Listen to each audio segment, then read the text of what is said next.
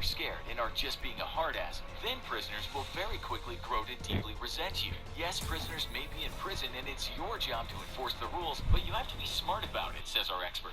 Most of the guys and gals in a women's prison are doing very long stretches of time. Some are doing life sentences and know they'll never get out. To these long-timers, the threat of adding on additional time for assaulting a guard is meaningless, and well worth it if it gets rid of a particularly troublesome guard. Most inmates are doing long stretches, says our expert, and want to be able to enjoy the tiny few comforts they may have in prison. Maybe that means that technically they're in violation of some minor rules, and that's when you have to ask yourself if enforcing the rule is really worth the trouble you may be brewing for yourself or the other guards. Our expert tells us that in all honesty, it's better to let the warden or a supervisor do a walkthrough of the site and discover the minor infractions for him or herself, and then force you to correct them. The inmates will see that and Team will shift their deathmatch. ire to the supervisor or warden instead of you. Sure, you may get chewed out by the supervisor, but better an occasional chewing out than constantly having to worry about getting shanked. Enemy vision Of course, pulse. not enforcing the rules can also be dangerous, because Liz. I'd say Annabelle is the most iconic in the ever-expanding Conjuring cinematic universe. You know, they tried hyping up the Special forces, do your duty. Annie's the Loki who's always just causing havoc. We already have a video breaking down the entire universe with the recap, but when it comes to carrying the three, Annabelle Far from Homecoming ain't as great as creation. Better than first, but I thought it was still solid Rensis because they decided to go a different route with this one that surprised me because they had these things called anti-jump scares. Let me explain. So in case you missed a recap, the story for Annabelle goes as follows. She gets arisen when these two parents Good kill. Threat neutralized. D'Angelo that makes several cameos throughout the series, but considering that the movie version is way more menacing, these two parents and the entire Recon destroyed. Burn. One. She joins the call, and years later offers her new adoptive parents as the next door neighbor. Ready to irradiate. Which leads us to the event, which I'm not going to waste your time on. And Lorraine even mentions how Annabelle is a conduit possessing other things. Saying that Annabelle is a hype beast when it comes to the demons. It's that approach that makes it kind of feel like a Goosebumps movie. They even called it a Christian movie themselves. Pulse going out. God them to prove the devil. But what I mean by anti-scares is that they'll have a lot of moments where they build up for a loud noise, and a lot of jump scares do this thing where you wonder how they couldn't even sense the person behind them, or why isn't it One. It's like an hour and 20 minutes of edging before they give you one big scare.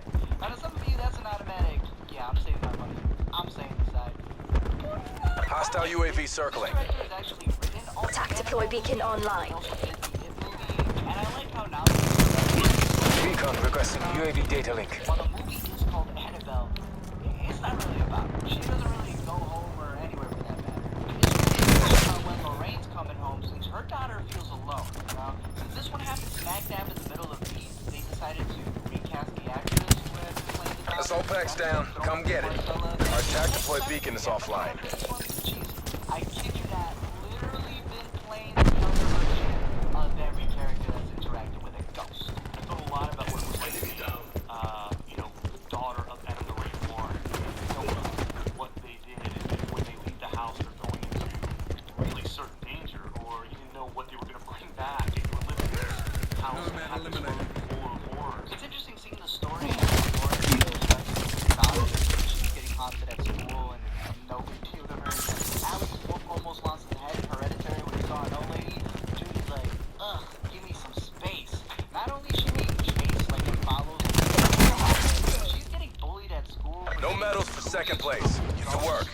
Middle schoolers are worse than her parents are always away shooting a Conjuring. Gunner smoked.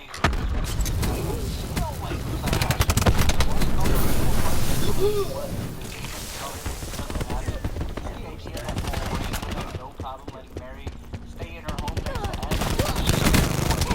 Ed be dead. Mary's friend Daniela then comes over, and at first you think that she's just one of those girls who came straight out of a Ouija movie trying to cause trouble. Nomad KIA. True motives. Judy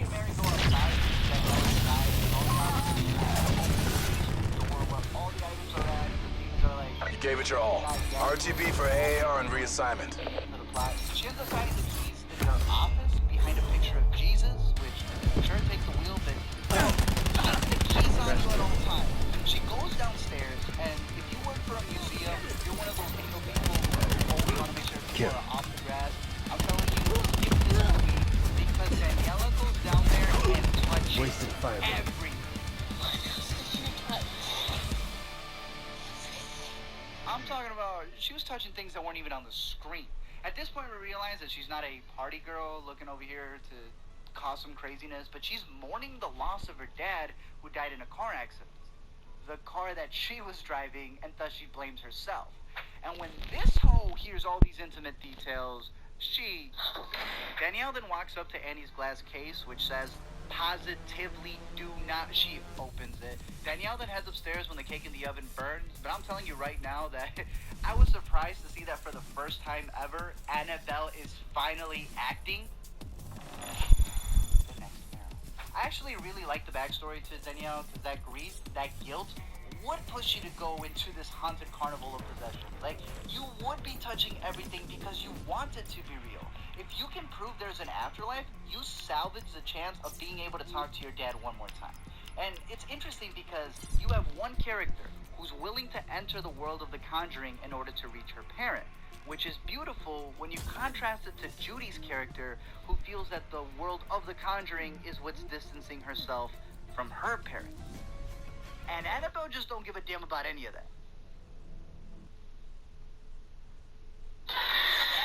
Like I said, the movie feels like an adult's Goosebumps tale, as this poster tells you, and even the trailer. They know that Annabelle's just a selling point. That's the only reason her name's on the poster. It's more that you're coming into the home of the Conjuring universe. You're going into the room where they have all the infinity stones that are demonic. And it feels like a more demented Pee-wee's Playhouse. You know, Team you have this deathmatch. samurai story that's being Rack told time's with over. Mongo in the background. Let's do or die. This bride mannequin that keeps taunting him. There's this ferryman who collects coins as his toll. They kind of take a lights out, darkness falls approach where you have to shine a light on him in order to disappear. There's this hellhound file that they have with a specific date in case there's an upcoming movie, and we see it almost annihilate Mary's boyfriend. And who's going to Taking the lead. For those who didn't see Build-It, Buzzsaw this year. And my personal favorite, which was this super creepy futuristic TV that can see the future like 10 seconds ahead. They're claiming all of these things are not meant to foreshadow spin-offs, but neither were these, and they now have franchises. So, mealy Netflix series coming soon. In the midst of all these hauntings, you get some other stuff that I thought was pretty interesting, like this kid Bob who pulls up serenading her with the yell from Coco. There's a really cool shot of Annabelle's shadow that shows you every incarnation of her from the previous movies. I legit personally He's down. All the warnings for help, and Annabelle answers, "What's up?" And then, I kid you not, Mesh mine ready to deploy. Like bobbing and weaving until they knocked her out good night. They press play on one of Ed's exorcisms. Mine going down. Our Father pre-recorded, and then dip. Bob has enough balls to get his kiss. Danielle dresses up like Daphne as she's inspired to bust ghosts. And Judy realizes that what her parents do for a living doesn't just help the dead, but their loved ones. I also think it's a possible franchise. Thank you guys for checking out this video. Please know your thoughts down below in the comment section. Like I said, I believe the Llorona, some people are arguing that it's not in the universe, but like I was in attendance at South by when they said it was part of the universe. Annabelle's clearly part of the universe. They got the Man, they got another Conjuring movie coming out. This franchise is not stopping anytime soon, and it'll be interesting to see where they take it. I think it's interesting that in 2019, I'm really interested in that we have so many people who create franchises that you kind of have in memoriam. Lorraine passing this year, passing, Don Rickles from Toy Story. Like, these things are starting to become even more depressing as they get older because everyone who started are gonna end up passing away. I do think that they could have done a little bit more with the movie because if they did a ballot thing in there, considering that was an Easter egg. Recon down. They're gone. Still have had its name out because that's what it was for the sequel. I also think that it's kind of interesting how it was very difficult to bring in Annabelle. Then Annabelle and Hyrule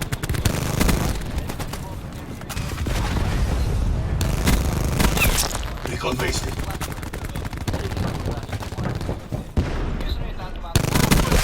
Shot out. Then this one. I'm not a big fan of that. Let me know how you would rank them, how you would rank the entire Concrete universe in your perspective. And until next time, don't forget to comment, like, and subscribe. They're gone.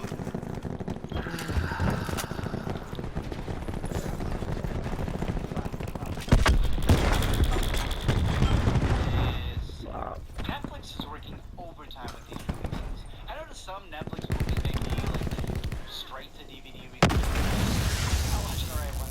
Because Netflix is making some crazy purchases, right? They're out there optioning material.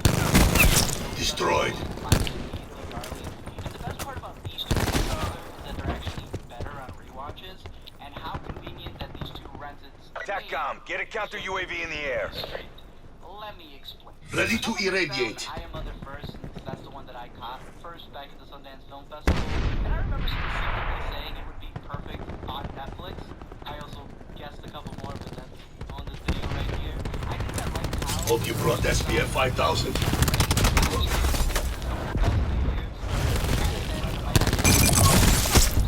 while Roseburn voices the robot known as Mother, they also do have an on-set performer with the machine.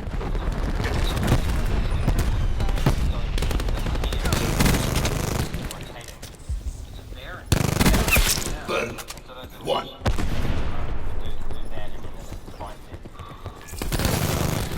Sensor down. Away.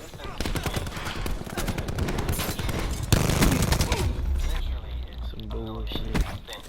A day grinding it away so that it wouldn't grind past my it wasn't like that, and this bicep ring, which I've got a mock up of it here, this bicep ring was taken off of my bicep. Exactly. So I can put it on and I can know that yes, it adjusted. You also had to wear goggles in there just to have your piece in because he had no peripheral vision, so he needed to be guided. But at the same time, he has to react to the actor's time. He's got to put the stand going on the inside of the robotic body. Will Cocker also did That's a kill. fully responsible for how the character comes off and he knows what he's doing. That they literally created this robot from scratch. No tennis ball or CGI. He's right there reacting alongside the actors. He's doing his stunts. And they even added these little small details that they went into, which I really appreciate. Achieving lead.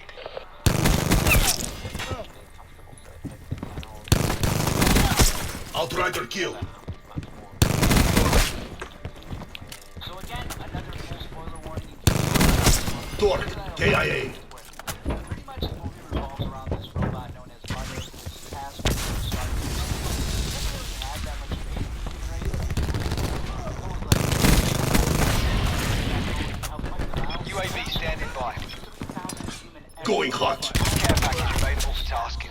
3,000 to help repopulate. UAV established overhead. Kind of like Smart House, but at the same time, she hadn't. Firebreak requisitioning care package. Helpful until you realize she's ready. Eyes on the prize, you got this. TL 50% check. And after microwaving an embryo to life, she even tells her daughter.